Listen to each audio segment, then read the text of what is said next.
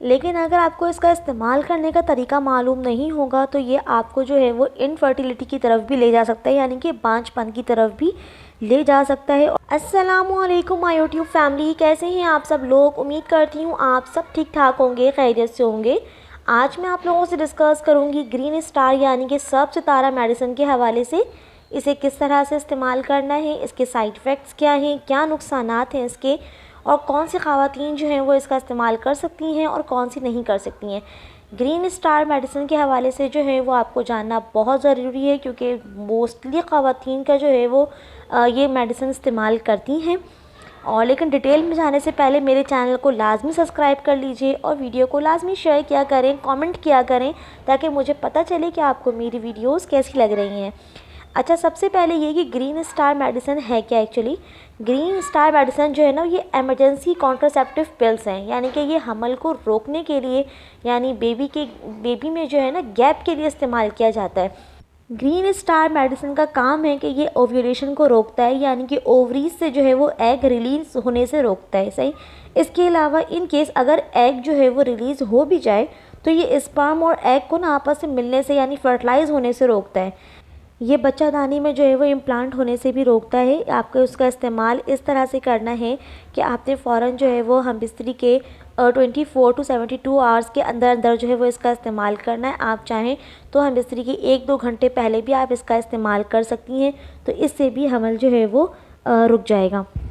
इसका जो है वो पीरियड्स के होने से कोई ताल्लुक़ नहीं है, यानी कि ऐसा नहीं है कि आप मेडिसिन लेंगी तो आपको पीरियड्स हो जाएंगे, ऐसा बिल्कुल नहीं है। पीरियड्स अपने टाइम पर होंगे। हाँ, पीरियड्स की इरेगुलरिटी हो सकती है, यानी कि पीरियड्स अपने डेट्स के आगे पीछे हो सकते हैं, 1 हफ़्ते का डिफरेंस भी आ सकता है।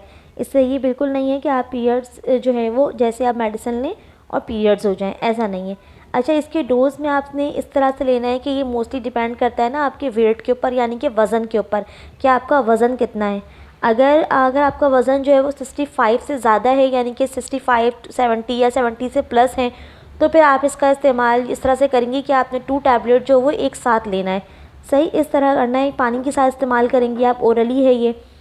और अगर आपका जो वज़न जो है वो 65 से कम है तो आप इसका इस्तेमाल इस तरह से करेंगी कि एक टैबलेट और उसके बीच दूसरी टैबलेट जब आप लेंगी तो इसमें आपका 8 से 12 घंटे का जो है वो लाजमी डिफरेंस हो।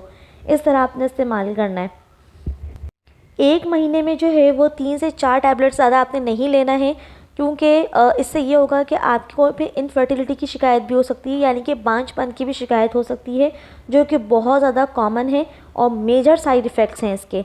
सही, तो आपने इस बात का लाजमी ख्याल रखना है कि 1 मंथ में जो है वो 3 से 4 टैबलेट हो, इससे ज़्यादा नहीं हो, बॉडी में एक्सीड नहीं होनी चाहिए, वरना आपको जो है वो बांझपन हो सकता है। इसके अलावा इसकी कुछ माइनर से साइड इफ़ेक्ट्स भी हैं, यानी कि आपको मतली सा फील होगा, उल्टी हो सकती है, चक्कर आ सकते हैं।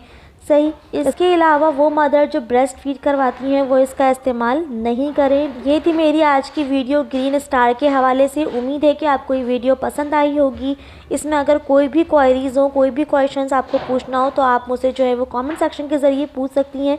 अपना ख्याल रखिएगा, मुझे दुआओं में याद रखिएगा। मिलूँगी आपसे फिर मैं नेक्स्ट वीडियो में इंशाअल्लाह। चैनल को जल्दी से सब्सक्राइब कर लें। अल्लाह हाफ़िज़।